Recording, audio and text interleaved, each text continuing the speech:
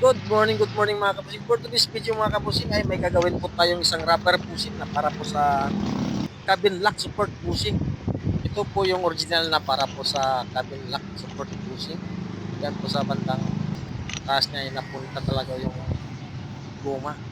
At dito sa bandang baba niya mga kapusing ay sira rin yung guma niya. Hindi na talaga. At ito po yung assembly niya na dito po na patlas yung problem. At ito po yung nalinisan na po natin mga kapusing na steel bushing niya. Diyan po yan galing, diyan po yung bukas niya.